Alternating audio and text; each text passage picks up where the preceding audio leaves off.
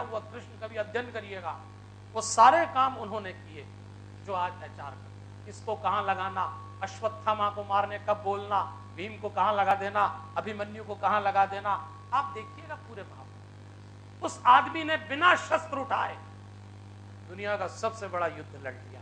ये कला होती है, ये मनुष्य के उपयोग करने की कला कृष्ण ने ऐसी श्री राम में थी।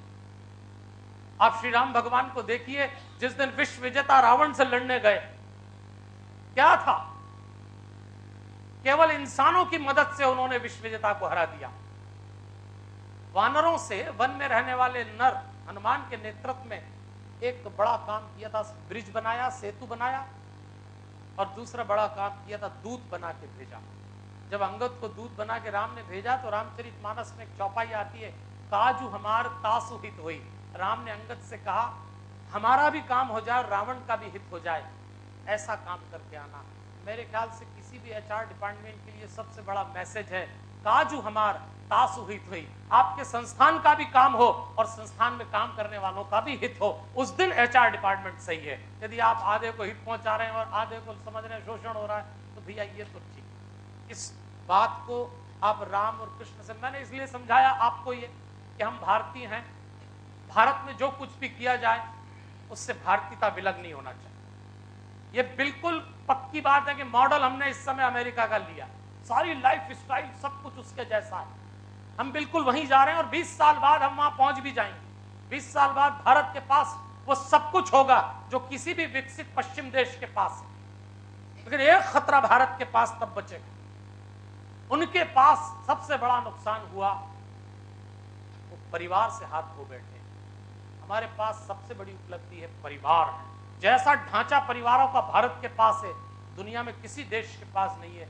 और 15 से 20 साल बाद जब हमारे पास सब हो, हम परिवार से हाथ मत धो बैठे। वैसे ही छोटे छोटे परिवार हो गए। अभी अभी हमको एक हस्बैंड वाइफ मिले, हमने उनसे पूछा कि आपकी फैमिली क्या? बोले हमारी ज्वाइंट फैमिली। हमने पूछा कितने मेंबर हैं? बोले हम दोनों। मैंने कहा बिल्कुल ठीक है, तुम दोनों ही ज्वाइंट रहो, यही ज्वाइंट फैमिली है। अब एक छत के नीचे 5-7 की उम्मीद छोड़ो, पर 2 तो सही रहो। क्योंकि अब जो शादियां हो रही हैं सज्जनों देवियों, हम अपनी बच्चियों को उतना पढ़ा रहे हैं और पढ़ाना चाहिए, पर अब जो शादी होगी वो आदमी औरत की नहीं होने वाली शादी। अब शादी पति पत्नी की नहीं होगी, अब जो बच्चों की शादी होगी वो 2 एजुकेशन की शादी है, 2 महत्वाकांक्षाओं की शादी है, 2 कॉर्पोरेट सैलरी की शादी है, अपने अपने कैरियर की शादी है। और इस शादी को बचाने में बड़ी ताकत लगी, इसलिए सोचना पड़ेगा।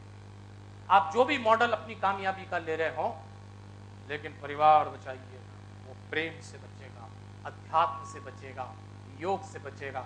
इसलिए मैं आपसे निवेदन कर रहा हूं, आप प्रबंधन की दुनिया में खूब आगे बढ़ें। मैं अपनी बात को खत्म करने जा रहा हूं, पर मैं बार बार यही कहता हूं, परिवार बचाना सज्जनों देवियों, खूब धन कमाना। किसी गुरु ने, किसी धर्म ने, किसी भगवान ने नहीं कहा कि धन मत कमाना, लेकिन याद रखिएगा इतनी दौलत कमाइए, लेकिन एक धन जरूर कमाइए, आपकी कमाई परमात्मा होना चाहिए। आखिरी में यही काम आता है। एक मोड़ जिंदगी में आएगा कि जो कुछ भी आपने ये कमाया ये काम नहीं आएगा, और जो गंवा दिया वो बहुमूल्य होगा। इसलिए कुछ भी कमाना, परमात्मा जरूर कमाना। आदमी कमाता है तो खर्च भी करता है, खर्च करना हो तो सेवा खर्च करना, और आदमी कमाता है, खर्च करता है तो बचत भी करता है। बचाना हो तो परिवार बचाना। जिस दिन भारत के परिवार बच जाएंगे उस दिन भारत बचेगा, नहीं तो बड़ा नुकसान उठाएंगे। अब ऐसा लग रहा है दस्तक दे दिए टूटन ने। मैं आपसे यही आग्रह करना चाहता हूं, जीवन प्रबंधन इसी का नाम है कि आपके निजी जीवन में पवित्रता हो, परिवार के जीवन में प्रेम हो, सामाजिक जीवन में पारदर्शिता, ट्रांसपेरेंसी हो, और व्यवसायिक जीवन में खूब परिश्रम, ईमानदारी, निष्ठा से कमाइए। और भारतीय मूल वैल्यूज, ट्रेडिशंस बदल जाएंगे, परंपरा बदल जाएंगी, वैल्यूज कभी नहीं बदलेंगे। 5000 साल पहले प्रेम, सत्य, अहिंसा, अपनापन तब भी था, आज भी है। इसको ध्यान में रखिए। अपनी बात एक बहुत छोटी सी कहानी के साथ खत्म कर रहा हूँ। आपको शायद मेरी बात समझ में आए। बहुत तेजी से आप लोग चल रहे हैं और जाना भी है बहुत ऊंचाई पे, पर अपनी भारतीयता, अपने माता पिता, अपने बड़े बूढ़े, अपना घर, अपना संस्थान, अपना देश, अपनी जन्मभूमि को मत भूलना। आना लौट के इन पे सज्जनों देवियों। दुनिया बहुत तेजी से बिखर रही है। अकेले माता पिता, दौड़ते हुए बच्चे, ये भारत के जीवन में ठीक नहीं है। आइएगा लौट के, भारतीयता बचाइए। चलिए छोटी सी कहानी सुनाता हूँ। 4 दोस्त एक कंपनी में काम करते, एक अमेरिकन, एक जापान का, एक चीन का, एक हिंदुस्तान। चारों की एक ही प्रॉब्लम थी। सुबह ही सुबह जब अपना लंच बॉक्स खोलते तो चारों की घरवालियां एक ही चीज भर देती। अमेरिकन की पत्नी हमेशा पिज्जा डालती, इंग्लैंड वाले की आमलेट डालती, जापान वाले की नूडल पटक देती, और हिंदुस्तान वाला दाल रोटी से परेशान। तो बोले जब देखो तब हमारी घरवाली यही रख देती है। कल से यदि यही मिला लंच बॉक्स में तो अपन अपने दफ्तर की 20वीं मंजिल से कूद जाए पक्का। अगले दिन लंच बॉक्स खोला, वही पिज्जा, वही आमलेट, वही नूडल, वही दाल रोटी, तो चारों कूद गए। 20वीं मंजिल से कूदे तो टांग टूट गई, अस्पताल में भर्ती हो गए। घरवालियों को पता लगा, अमेरिकन की दौड़ती आई, बोले ये क्या किया, आपकी टांग टूट गई, लटकी पड़ी है, मैंने कसम खा ली कल से कभी पिज्जा नहीं बनाऊंगी। इंग्लैंड वाली की आई, लानत है आमलेट पे, आपने टांग तोड़ ली, कल से कभी आमलेट नहीं बनाऊंगी। चीन वाली भी रोने लगी, अरे आपने क्या किया, नूडल कभी जिंदगी में नहीं बनाऊंगी, जल्दी से ठीक होके घर आ जाओ। पर उन तीनों ने देखा कि भारती की पत्नी रो नहीं रही, चुपचाप अपने पति को देख रही। टांग तो उसकी भी टूटी लटकी थी। उन तीनों ने पूछा, क्योरी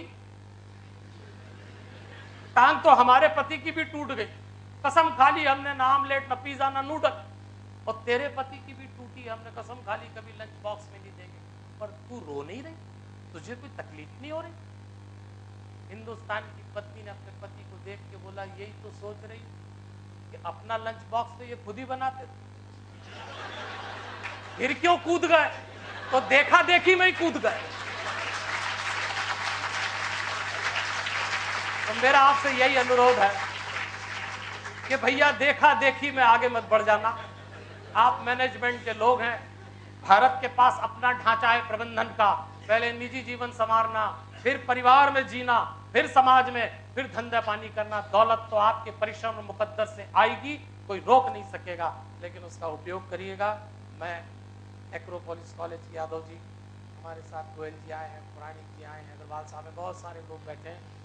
मैं आपको बहुत बहुत धन्यवाद देता हूँ। अपनी समय की सीमा में अपने व्याख्यान को खत्म कर रहा हूँ। समय, जिंदगी यूँ तो बहुत दुनिया बड़ी है, फिर कभी हम ऐसे ही मिलेंगे, पर मेरी आपसे गुजारिश है तब तक के लिए यहाँ से जाएं अपने घर।